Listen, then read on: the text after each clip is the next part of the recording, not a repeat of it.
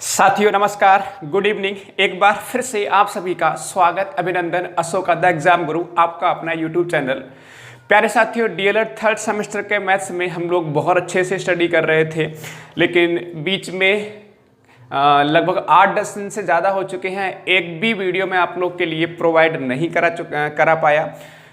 उसके लिए क्षमा चाहता हूं। लेकिन प्यारे साथियों, उसके पीछे रीज़न ये था कि एक तो बाइट बोर्ड की व्यवस्था नहीं थी हमारे पास, और भी कई सारे रीजंस रहे जिसके कारण मैं आपको लगातार सेशंस प्रोवाइड नहीं करा पाया। लेकिन प्यारे साथियों, आज से फिर से हम लगातार मैथ्स के लाइव सेशंस कंटिन्यू कर रहे हैं रात को 8 बजे। तो इस समय रात का 8 बज रहा है और हम आप सभी साथियों के लिए एक बेहतरीन सेशन ला चुके हैं।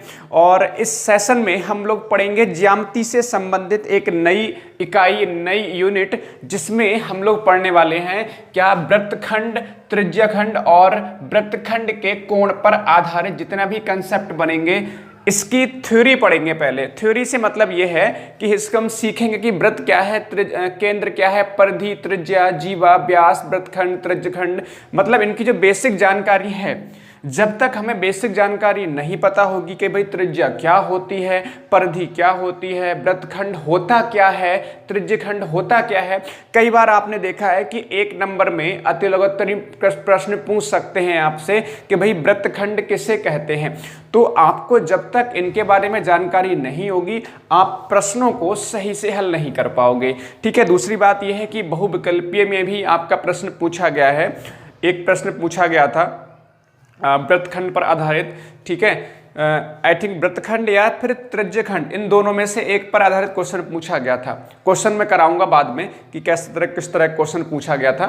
तो परेशान होने की आवश्यकता नहीं है। और खास बात यह है इस इकाई की, प्यारे महारथियों, कि ये इकाई न केवल आपके डीएलएड थर्ड सेमेस्टर मैथ्स के लिए इंपॉर्टेंट हो जाती है, बल्कि आपका यूपी टेट और सुपर टेट उसके लिए भी इंपॉर्टेंट है। क्योंकि ज्यामिति बहुत से यूपी टेट और सुपर टेट में बहुत ज़्यादा प्रश्न पूछे जाते हैं। ज्यामिति से अगर हम लोग यूपी टेट की बात करते हैं ना, तो कम से कम 4 से 5 क्वेश्चन जो है पूछे जाने की संभावना रही है। कई बार जो है 5-5 क्वेश्चन पूछे गए हैं। तो इसलिए मैं कह रहा हूँ कि इसको तसल्ली से पढ़ना है, आराम से पढ़ना है। और मैं वैसे तो आपको डायरेक्ट क्वेश्चन करा सकता हूँ कि जिस तरह क्वेश्चन आपके एग्जाम में आते हैं, मैं चाहूँ तो डायरेक्ट क्वेश्चन आपको करा दूँ और आपको ऐसा नहीं, समझ में भी अच्छे से आ जाएंगे। लेकिन मैं चाहता हूँ कि आपको इस तरह से पढ़ाया जाए कि आपके प्रॉपर तरीके से नोट्स भी बन जाए, और ये नोट्स आपके ना केवल डीएलएड थर्ड सेमेस्टर में काम करें, बल्कि आपका यूपी टेट और सुपर टेट में भी काम करें। और देखिए, जब हम कोई बेसिक से पढ़ते हैं कोई चीज़, मतलब है ना, बिल्कुल जीरो लेवल से कोई चीज़, किसी भी चीज़ की शुरुआत करते हैं ना, तो फिर हमें बहुत ज़्यादा समय तक वे चीज़ें याद रहती हैं। ठीक है। तो परेशान होने की आवश्यकता नहीं है। इस इकाई को हम 2 भागों में कंप्लीट करेंगे। आज के भाग जो पार्ट नंबर 1 है, इसमें बेसिक जानकारी के लिए बेसिक जानकारी हम लोग सीखेंगे। पार्ट नंबर 2 में इससे रिलेटेड क्या क्या क्वेश्चंस बन सकते हैं, उनको हम लोग तसल्ली से करेंगे। आपको परेशान होने की आवश्यकता नहीं है। प्यारे साथियों, ज्यामिति से एक इकाई आपकी और है, इसके अगली इकाई जिसको हम कह सकते हैं, उसमें वृत्त की स्पर्श रेखा और छेदक रेखा पर आधारित इकाई बनती है। उससे प्रश्न आपके बनते हैं। तो कतई परेशान ना हो, हम आपके साथ हैं। सारी टेंशन, जितनी भी टेंशन आपकी है मैथ से संबंधित, मेरे पे छोड़ो। बस आपको करना क्या है, हमारे साथ लगातार बने रहना है। प्यारे महारथियों, एक बात और, क्लास स्टार्ट करने से पहले बता दूं आपको कि आप सब जानते भी हैं इस बारे में कि आपने देखा होगा अभी 4th सेमेस्टर का रिजल्ट आया आपका। इतना बेकार कह सकते हो, इतने बच्चों की बैक आई है। बहुत, मतलब जितने बच्चे पास हैं उससे अधिक की बैक आई है। ऐसी 2nd सेमेस्टर का भी आपका रिजल्ट आया, उसमें भी आपने देखा बहुत बच्चों की बैक लगी है। तो रीज़न क्या है? 2 रीज़न है। एक तो आप अच्छे से पढ़ाई नहीं करते, दूसरा रीज़न ये है कि कॉपी चेकिंग में भी कहीं ना कहीं दिक्कत है। तो फिलहाल हमारे हाथ में कॉपी चेकिंग के लिए इतना कोई इशू नहीं है, मतलब कि सोच नहीं सकते इस बारे में, कॉपी चेकिंग के बारे में। लेकिन हम अपनी तरफ से पूरा एफर्ट लगा सकते हैं पढ़ने के लिए, मतलब अपनी तरफ से कोई कमी ना छोड़े। और होता क्या है कि आप करते क्या हो, आप लोग यही करते हो कि लास्ट में बस 10 या 8 दिन, ठीक है, 8-10 दिन ही पढ़ाई करते हो। बाकी मुझे नहीं लग रहा कि इस समय में आप लोग बहुत अच्छे से पढ़ाई कर रहे होगे, नहीं कर रहे होगे ना, समझ के देखिए। तो जब आप पढ़ाई नहीं कर रहे हो फिर बैक लगने का रीज़न, एक बहुत बड़ा रीज़न यही है। 80% 90% बैक तो इसलिए ही लग रही है कि हम लोग क्या है, लास्ट के बस जब अभी हमारा एग्जाम डेट आती है उससे 8-10 दिन पहले पढ़ना शुरू करते हैं। और एक रीज़न ये भी है कि आपके एग्जाम दिन में 3-3 एग्जाम होते हैं, 3-3 पेपर होते हैं। चलिए, तो फिलहाल इसके लिए कोशिश कर सकते हैं कि एग्जाम आपका एक दिन में 2 हो या फिर 1 ही हो तो बेहतर है। चलिए, तो मेरे प्यारे साथियों, यहाँ पर हम स्टार्ट कर रहे हैं आपका ये टॉपिक, शुरुआत करते हैं।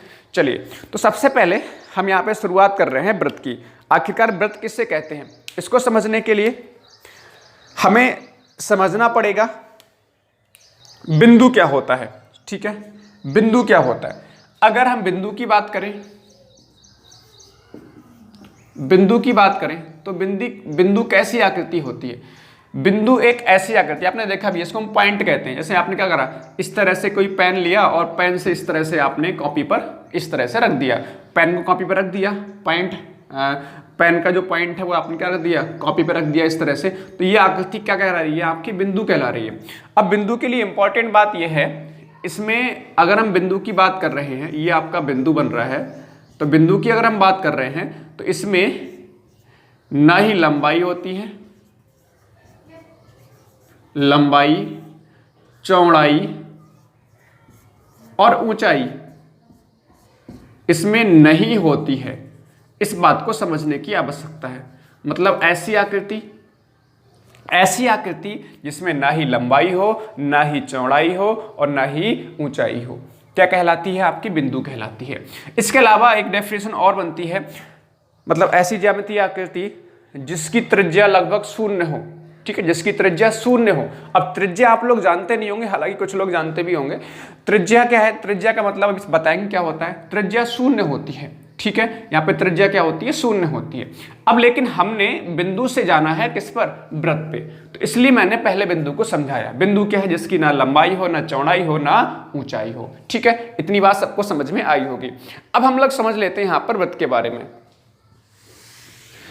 वृत्त क्या है, क्योंकि इसी पर हम लोग को फोकस करना है। ठीक है, तसल्ली से बैठे रहो और एक बात शेयर करो, लेकिन शेयर उन्हीं को करना है जो आपके साथ के बच्चे हैं, यानी जो पढ़ने वाले हैं। ऐसे नहीं सबको शेयर कर दो। चलो, अब हम बात कर रहे हैं व्रत की। बहुत ध्यान से समझिएगा प्यारे बच्चों, व्रत क्या है इसको समझने की कोशिश करते हैं। ठीक है, हमने क्या किया, एक बिंदु लिया। बिंदु से, ठीक है, चारों ओर समान दूरी रखते हुए जो आकृति बनती है, पहले समझ लीजिए।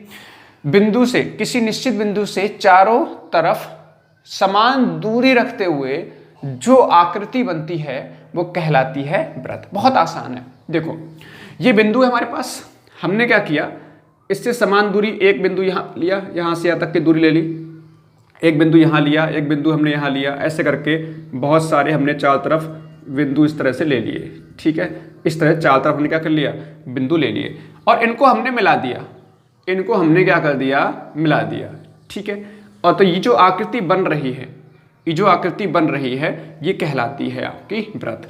यानी कि आप ऐसे समझ के देखो, ये बिंदु है, ठीक है, ये आपका यहाँ पर मिलाओ तो ये जितनी दूरी यहाँ पर होगी उतनी ही दूरी यहाँ पर होगी और उतनी ही दूरी यहाँ पर, मतलब कहीं पर भी मिला दो दूरी, ये जो डिस्टेंस है ये कैसी होगी, इक्वल होगी। यानी आपने अगर इसकी परिभाषा लिखनी है, किसी निश्चित बिंदु से समान दूरी रखते हुए जो आकृति बनती है कहलाती है आपका क्या, व्रत कहलाती है। ठीक है, चारों ओर समान दूरी रखते हुए जो आकृति प्राप्त होती है। अगर लिखना चाहो तो लिख सकते हो इसके लिए, किसी निश्चित बिंदु से, डेफिनेशन अब पूछ सकते हैं व्रत किससे कहते हैं। किसी निश्चित, लिखना चाहो लिख सकते हो, निश्चित बिंदु से चारों ओर समान दूरी रखते हुए, समान दूरी रखते हुए जो आकृति प्राप्त होती है, जो आकृति प्राप्त होती है प्राप्त होती है वृत्त कहलाती है, वृत्त कहलाती है। इसको नोट कर सकते हैं आप लोग। देखिए नोट्स को प्रॉपर तरीके से बना लो, आपको हमेशा हेल्प करेंगे। ठीक है, चारों ओर समान दूरी रखते हुए जो आकृति प्राप्त होती है क्या कहलाती है? आपका वृत्त कहलाती है। ठीक है भाई, यहां तक सबको समझ में आ गया होगा। तो हमने अभी क्या सीखा कि भाई वृत्त क्या है। ठीक है, वृत्त क्या है, इतनी बात सबको समझ में आ गई। किसी निश्चित बिंदु से चारों तरफ अगर दूरी समान रखी जाए तो ऐसी आकृति कहलाती है वृत्त। अब देखिए यहां से ये जितने भी पार्ट है ना, ये सब ये क्या है? हमारे वृत्त हैं। अब सबसे पहले मैं वृत्त बना रहा हूं, वो बहुत ही ध्यान से समझिएगा। बहुत आसान सी चीजें समझा रहा हूं मैं आपको, समझने में दिक्कत नहीं आएगी। ये कोई मैंने बनाया वृत्त, ठीक है, सही बनाया वृत्त, देखो जरा, ठीक है, सही बनाया वृत्त। ठीक है, इसमें मैंने एक बिंदु लिया था, आपको याद आ रहा होगा। अभी बिंदु से मैंने चारों तरफ समान दूरी रखी थी। इस बिंदु को हम कह देते हैं क्या? केंद्र। बात समझ में आ गई? केंद्र कह देते हैं। या फिर ऐसे बोल सकते हैं वृत्त में बिल्कुल मध्य का भाग, ठीक है, बिल्कुल मध्य में जो बिंदु होता है, वृत्त में जो मध्य में जो बिंदु होता है क्या कहलाता है? केंद्र कहलाता है। इतनी बात सबके दिमाग में आ गई होगी। अब नेक्स्ट क्या है? परिधि। परिधि क्या है? कोई दिक्कत नहीं, बहुत आसान। हमने चारों तरफ समान दूरी रखते हुए ये जो आकृति बनाई है, आपको दिखाई दे रहा होगा, ये जो आकृति बनाई है इसको हम वृत्त बोल रहे हैं। ठीक है, यानी चारों तरफ का जो आपको भाग दिखाई दे रहा है, ये ब्लैक कलर से दिख रहा है, ये इसी को हम क्या बोलेंगे? परिधि कहेंगे। इसको हम क्या कहेंगे? परिधि कहते हैं। इसको हम क्या कहते हैं? परिधि कहते हैं। बात समझ में आ गई? बात सबको समझ में आ गई?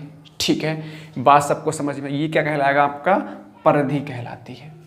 ठीक है, अब ये इंपॉर्टेंट है, इनकी डेफिनेशन पूछ सकते हैं। त्रिज्या की डेफिनेशन क्या है? वृत्त की जीवा किसे कहते हैं? व्यास किसे कहते हैं? वृत्तखंड किसे कहते हैं? और त्रिज्यखंड किसे कहते हैं? इनकी परिभाषाएं आपके एग्जाम के लिए इंपॉर्टेंट होती हैं, तो इनको हमें समझना है।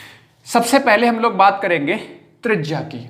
त्रिज्या क्या है? देखो सबसे पहले लाइक जरूर करो, जितने भी साथी इस समय लाइव हैं एक बार लाइक करो। लाइक करने से क्या है, मुझे मालूम पड़ेगा कि मैं आपको कितना बेहतर तरीके से समझा पा रहा हूं।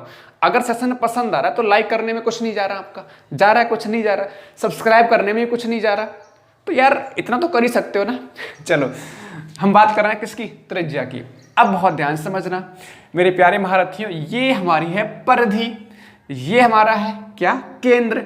केंद्र और परिधि को मिला दो, केंद्र और परिधि को मिला दो। केंद्र और परिधि को मिलाने वाली रेखा कहलाती है क्या? त्रिज्या। क्या कहलाती है? त्रिज्या कहलाती है। बहुत आसान सी बात आपको समझ में आई होगी। केंद्र और, ठीक है, वृत्त के केंद्र से परिधि तक की दूरी क्या कहलाती है? त्रिज्या। केंद्र से परिधि तक की, ये परिधि है ना, ये परिधि है ना, केंद्र ये है, केंद्र से परिधि तक की ये जो डिस्टेंस है ये कहलाती है त्रिज्या। इसको हम आर से रिप्रेजेंट करते हैं, क्योंकि आर से रिप्रेजेंट इसलिए करते हैं, इसको इंग्लिश में कहते हैं रेडियस, यानी कि त्रिज्या। बात सबको समझ में आई? बहुत आसान आसान बातें हैं, लेकिन क्या होता है ना, हमें पता नहीं होती। एक तो हम पढ़ते नहीं है, दूसरा पता नहीं होती, ऊपर से पढ़ना नहीं चाहते सही से, तो इसलिए दिक्कत आती। आराम तसल्ली से पढ़ो, कंप्लीट सेशन को ज्वाइन करो, डेफिनेटली आपको हर एक बात समझ में आएगी, दावा है मेरा। तो अब त्रिज्या की डेफिनेशन क्या लिखोगे? त्रिज्या की डेफिनेशन कुछ नहीं लिखो, बहुत आसान है। केंद्र से परिधि तक की दूरी, ठीक है, यहाँ पे लिखोगे प्यारे महारथियों, चाहे लिख लो, मैं बोल भी रहा हूँ, आप बोल भी रहा हूँ, आप नोट भी कर रहा हूँ, तो आप भी लिखो। केंद्र से परिधि तक की दूरी, केंद्र से परिधि तक की दूरी त्रिज्या कहलाती है।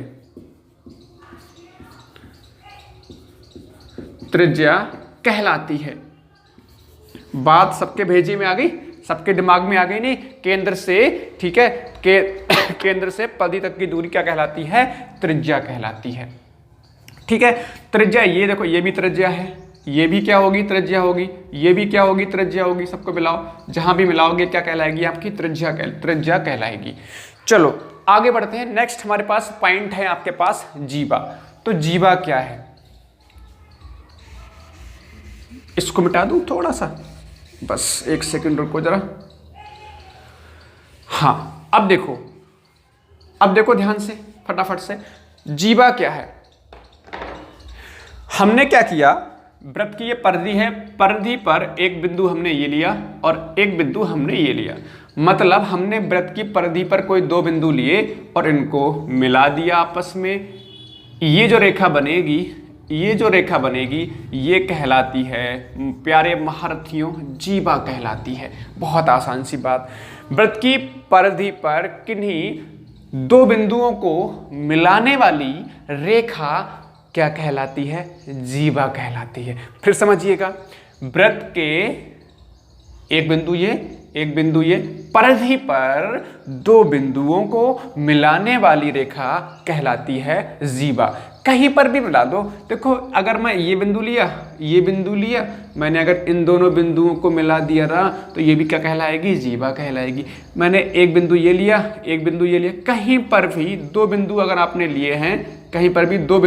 लिए हैं, इनको मिलाया है, तो ये सब क्या कहलाएंगी, ये सब क्या होंगी, आपकी जीवा होगी। ठीक है, क्या होगी, जीवाएं। बात समझ में आ गई। बहुत आसान सी बात आपको समझाई है। ठीक है सॉरी अब और आगे बढ़ेंगे। इसको थोड़ा सा मिटाऊं समझने में, जिसको आप थोड़ा स्पेस मिलेगा मुझे। हर एक चीज को एक बार फिर से रिवाइज भी करवाऊंगा। आप निश्चिंत रहो, तसल्ली से बैठे रहो, जाना कहीं नहीं है। अगर आज चले गए क्लास को छोड़कर समझ ली, फिर कभी नहीं समझ पाओगे। होता क्या है ना, हम लोग की हैबिट में क्या होता है, हम लोग जब क्लास होती है ना, सेशन होता है, उस समय ज्वाइन नहीं करना, बोले देख लेंगे बाद में, यूट्यूब पर पड़ी रहेगी। बाद के चक्कर में वो बाद में ही हो जाती है, फिर कभी नहीं देखी जाती है ना। तो इस बात को समझने की कोशिश करेंगे। नेक्स्ट हमारे पास है व्यास। ठीक है, नेक्स्ट हमारे पास व्यास। अच्छा, इसकी डेफिनेशन लिखूं जीवा की, मैं जीवा की डेफिनेशन लिखूं तो आप लिख लीजिए, वृत्त की परिधि पर स्थित दो बिंदुओं को लिख लीजिए फटाफट से। जीवा की डेफिनेशन क्या है, जीवा क्या है, लिखो फटाफट से जल्दी से। जीवा की डेफिनेशन क्या है, वृत्त की परिधि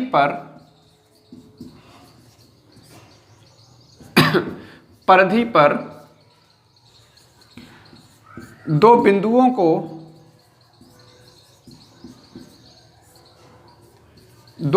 को मिलाने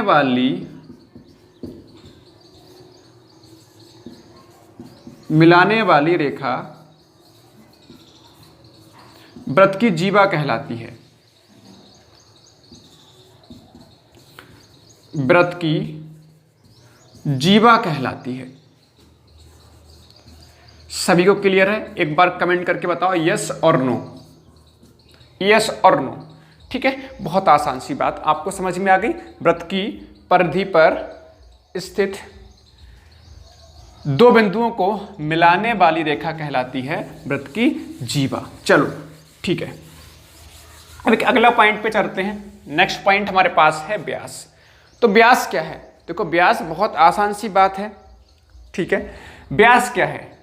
ऐसी जीवा जो केंद्र से होकर जाती है। देखो हमने क्या करा, एक जीवा बनाएंगे जो केंद्र से होके जाए। ये केंद्र है आपका, ये परिधि पर एक बिंदु लिया, एक बिंदु आपका ये है, इन दोनों बिंदुओं को मिला दिया। लेकिन ये जो रेखा बन रही है, ये किसको पास कर रही, किसको टच करते हुए जा रही है किसको टच करते हुए जा रही है? केंद्र को।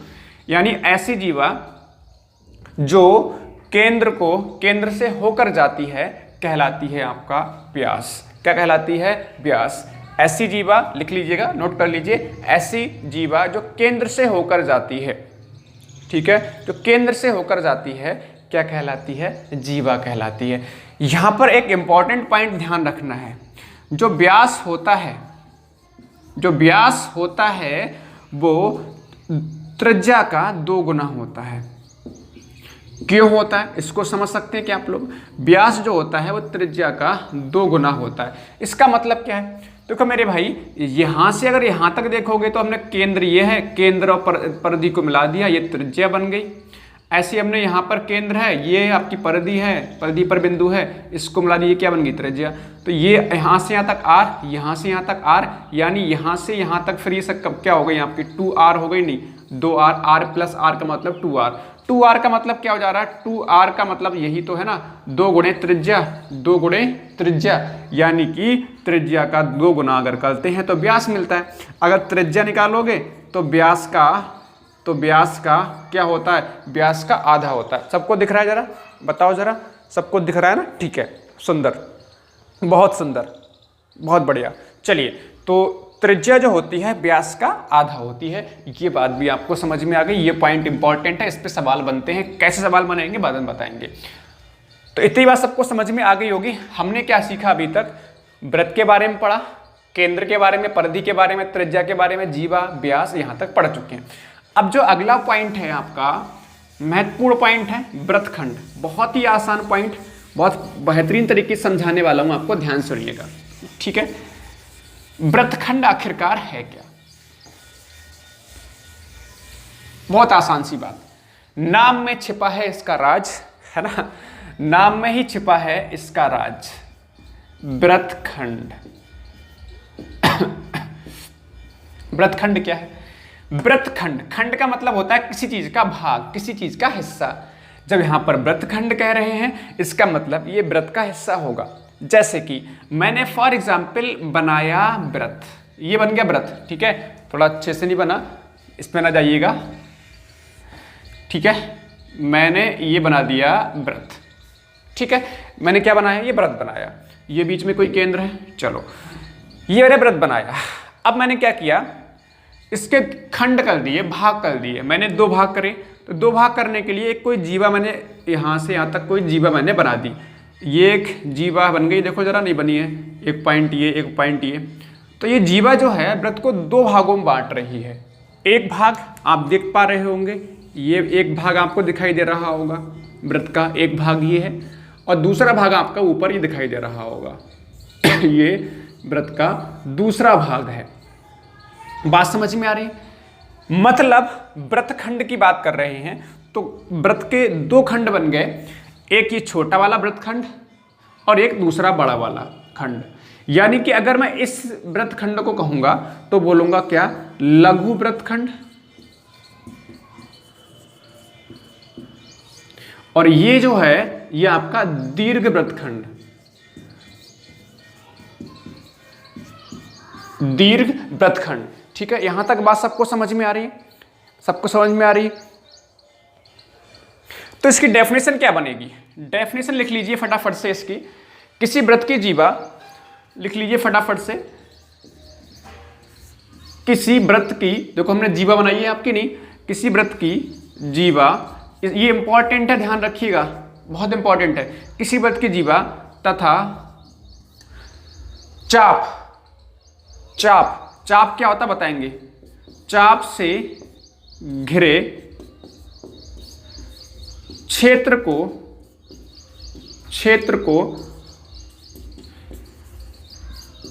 वृत्तखंड कहते हैं,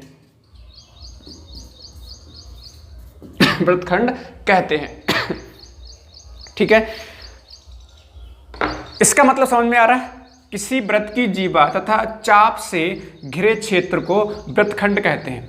देखो जो हमारी परिधि होती है ना, ये क्या हमारी परिधि है, ये क्या परिधि है, परिधि का अगर मान लो हमने छोटा सा भाग निकाल लिया ऐसे करके, यहाँ से यहाँ तक का ये भाग निकाल लिया, तो परिधि का जो भाग बन रहा है, कोई भी भाग आपने ले लिया, ये कहलाता है आपका चाप। क्या कहलाता है, चाप। बात समझ में आ रही। तो हमारे पास देखो ये तो आपकी क्या है, ये जीवा है, ये क्या है आपकी, ये जीवा है। अच्छा ये क्या है, अगर ध्यान से देखोगे यहाँ पर तो ये वृत्त का चाप ही तो है, ये क्या है, ये चाप है ना।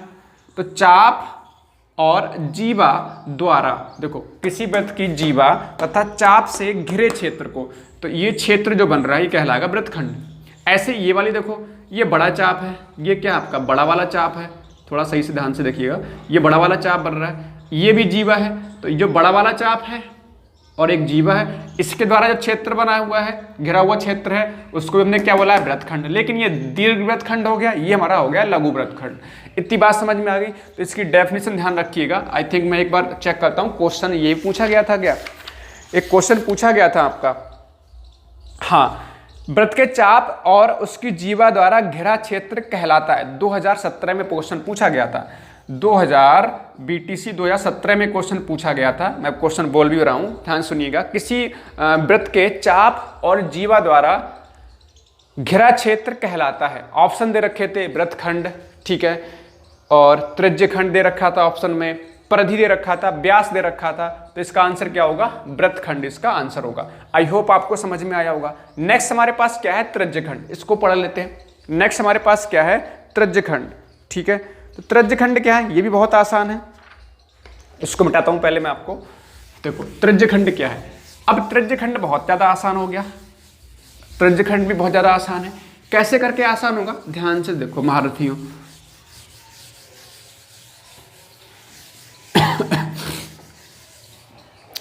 त्रिज्यखंड क्या है,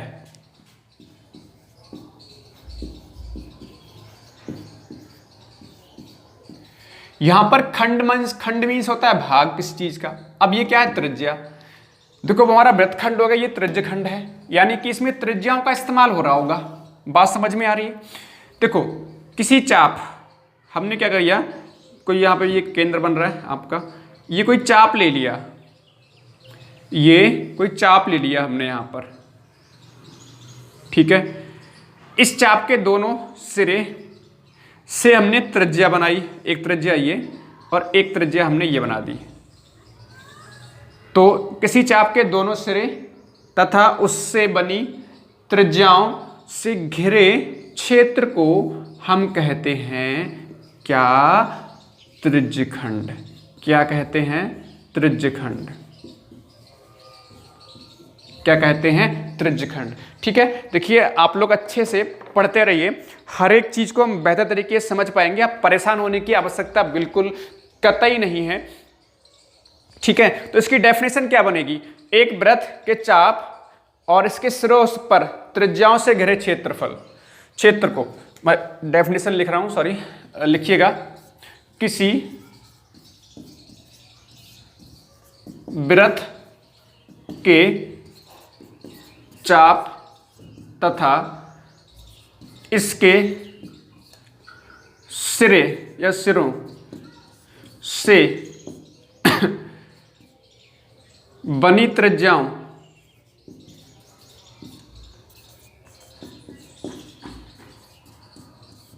वृत्त के चाप तथा इसके सिरे से बनी त्रिज्याओं से घिरे क्षेत्र को, घिरे क्षेत्र को क्या कहते हैं, त्रिज्यखंड कहते हैं, त्रिज्यखंड कहते हैं। ये बात सबको समझ में, इसको नोट कर लो, बहुत इंपॉर्टेंट डेफिनेशन है, ठीक है। जैसे कि पिछली वाली इंपॉर्टेंट थी, देखो ये ओ है मान लीजिए ये कोई हमारा क्या बन रहा है, ये कोई चाप बन रहा है, हमने इसको मिला दिया, यानी ये त्रिज्या, ये त्रिज्या। तो ये चाप और त्रिज्याओं से जो घिरा क्षेत्र है, चाप और त्रिज्याओं से जो घिरा क्षेत्र है वो क्या कहलाता है, त्रिज्यखंड कहलाता है। ये बात सबको समझ में आ गई होगी यहाँ पर, ठीक है। अब मैं चेक करना, कुछ चेक कर लूँ, कुछ रह तो नहीं गया आपका, कुछ रह गया होगा तो फिर देख लेते हैं। आई थिंक ये आपका कंप्लीट थ्योरी हो जा रही है यहाँ से। अब लगता नहीं मुझे इसमें कुछ आपका विशेष समझाने के लिए बचा है। अब इस पे जो क्वेश्चन बनेंगे, जो थ्योरम्स बनेंगी, जो प्रमेय बनेंगी, वो बहुत ज़्यादा इंपॉर्टेंट होंगी। उसको हम लोग अगले सेशन में कंप्लीट करेंगे। तो अब मैं एक बार फिर से फटाफट से रिकॉल कर लेता हूँ चीज़ों को, फटाफट से। आप 2 मिनट मेरे को दीजिए, 2 मिनट में आपको जितना पढ़ाया गया आज के सेशन में उसको हम फटाफट से रिवाइज कर लेते हैं आपके साथ में मिलकर, ठीक है। और आप लोग कमेंट करके एक बार बताते रहो कि आपको क्लास कैसी लग रही है, ठीक है। आप देखोगे तो हर एक वीडियो के नीचे, हर एक सेशन के नीचे एक कमेंट का ऑप्शन आता है लिख के, ठीक है। तो वहां पे आप लोग कमेंट करके बताया करो क्लास के बाद कि क्लास कैसी लगी आपको, सेशन कैसा लगा। देखो एक तो होता है लाइव चैट। लाइव चैट में क्या होता है, आप लाइव चैट में आप जब क्लास चल रही होती है उस समय कमेंट कर सकते हो, ठीक है। लेकिन जो कमेंट होता है, नीचे एक कमेंट का ऑप्शन आता है, हर एक वीडियो के नीचे बिल्कुल जस्ट नीचे कमेंट का ऑप्शन आता है, तो वहां पर आप क्लिक करोगे तो वहां पे कमेंट कर सकते हो कि सेशन कैसा लगा। क्लास के बाद में कमेंट यहाँ पे जरूर किया करो, क्योंकि ये कमेंट क्या है, दूसरे बच्चे भी पढ़ते हैं। अगर देखिए कोई भी क्लास अगर अच्छी है और अगर आपके साथियों को फायदा मिल रहा है तो वो क्या करते हैं, पढ़ते हैं कमेंट को, उन्हें मालूम पड़ता है क्लास कैसी है कैसी नहीं है। तो ये आपकी जिम्मेदारी है अपने साथियों को बताना कि कैसा पढ़ाया जाता है। वैसे मुझे लगता है कि आपको बेहतर तरीके से हर एक बात समझ में आती होगी, ठीक है, इतना खैर विश्वास है। और बाकी अदर यूट्यूब चैनल से भी कंपेयर कर सकते हो, ज़्यादा अच्छा रहेगा, तो आपको जानकारी अच्छे से मिलेगी। ये देखो, ये कहलाता है केंद्र, ये कहलाता है केंद्र, और ये चार तरफ का भाग है ये कहलाता है परिधि, ठीक है। हमने केंद्र को और परिधि को मिला दिया, ये कहलाती है त्रिज्या। किन्हीं दो बिंदुओं को मिलाया परिधि के, ये कहलाती है जीवा, ठीक है। हमने क्या किया, एक ऐसी जीवा जो केंद्र से होके जाती है, ये कहलाता है व्यास, ये कहलाता है व्यास। और मैंने बताया कि भाई जो व्यास है वो त्रिज्या का 2 गुना होता है, ये आपको बता दिया, ठीक है। एक इंपॉर्टेंट पॉइंट और ध्यान रखेंगे, सबसे बड़ी जीवा, ये इंपॉर्टेंट है, आई थिंक मैं क्वेश्चन शायद पूछा गया है, मैं आपको बता भी रहा हूं, देखो शायद हाँ, ठीक है। यानी अगर बात करूं वृत्त की सबसे बड़ी जीवा, सबसे बड़ा जीवा कहलाती है, ये क्वेश्चन इस तरह से ऑब्जेक्टिव है एक, तो ऑप्शन दे रखे हैं आपके लिए, त्रिज्या कहलाती है, ठीक है। मतलब ऑप्शन में नहीं लिख रहा है यहाँ पे, आप बस आंसर समझ लो इसका कि भाई अगर मैं बोल रहा हूं वृत्त की सबसे बड़ी जीवा कहलाती है, तो क्या कहलाती है भाई, वृत्त की सबसे बड़ी जीवा केंद्र से होकर जाएगी, सबसे बड़ी जीवा यही तो होगी, तो इसको क्या बोलते हैं हम लोग, व्यास कहते हैं। ये ध्यान रखना इंपॉर्टेंट पॉइंट है, वृत्त की सबसे बड़ी जीवा कहलाती है व्यास, ठीक है। तो व्यास हो गया, त्रिज्या, जीवा, व्यास हो गया। वृत्तखंड का मतलब क्या है, मैंने आपको बताया, वृत्तखंड का मतलब क्या है, वृत्त का कोई भाग किससे होगा, कोई जीवा से क्या करेंगे हम, वृत्त के 2 भाग कर देंगे, तो एक बनेगा लघु वृत्तखंड और दूसरा बनेगा क्या दीर्घ वृत्तखंड। तो वृत्तखंड के लिए इंपॉर्टेंट पॉइंट ये था, इसमें चाप और जीवा की सहायता ली जा रही है, इसमें चाप और जीवा की सहायता, ये जीवा ये चाप है। जबकि त्रिज्यखंड क्या है, त्रिज्यखंड में क्या है कि भाई हमने कोई चाप लिया, चाप तो इसमें भी है चाप इसमें भी है, लेकिन इसमें त्रिज्याओं की सहायता ली जा रही है। बात समझ में आ रही है, त्रिज्यखंड में त्रिज्याओं की सहायता ली जा रही है, त्रिज्या और चाप की सहायता ली जा रही है, ठीक है। इसमें क्या रखेंगे, ध्यान रखेंगे, आपका जो पॉइंट मेन पॉइंट है इसका, वो आपका क्या है, त्रिज्या की सहायता ली जा रही है इसमें, सॉरी, त्रिज्या और किसकी, और आपका चाप, ठीक है। 1 नंबर में क्वेश्चन यहां से जरूर बनेगा, इस बार ध्यान रखिएगा। तो ये हमने इस तरह से पढ़ा। बताओ जरा सेशन कैसा लगा। अगले सेशन में देखो दूसरा भाग में ये टॉपिक कंप्लीट हो पाएगा। दूसरे भाग में जो पार्ट नंबर 2 होगा इसका, बेहतरीन एक तो 8-10 जो पॉइंट बनेंगे उनको पहले सीखेंगे सॉरी, और उन पॉइंट पर आधारित जो प्रश्न आपके एग्जाम में बनते हैं उनको करेंगे। बहुत मजा